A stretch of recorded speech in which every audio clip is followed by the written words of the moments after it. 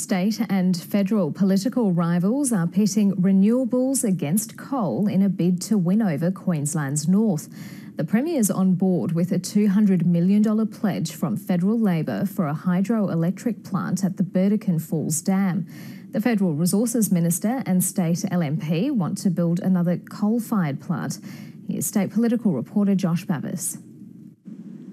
Townsville is the biggest city in northern Australia, but it can't become an economic powerhouse without water and energy. The Coalition wants a new coal-fired power plant in the north to shore up baseload power. It's absolutely nonsensical to send that resource to other countries for them to use and create jobs, but not at least even consider it for our use ourselves. But the federal opposition disagrees. Instead, Bill Shorten is pledging $200 million towards a Burdekin Falls Dam hydro plant and another $100 million to boost the region's ailing water supply. With hydroelectric power being generated, we can start doing something about providing greater reliable power for Townsville, for its residents and for its businesses. The Premier backs that plan 100%. We do not need a coal-fired power station in the north of this state. The federal government won't give away what's planned for the region ahead of next week's budget, but says a hydro plant is not enough on its own. The simple fact is that the Burdekin Falls Dam does not have the height of,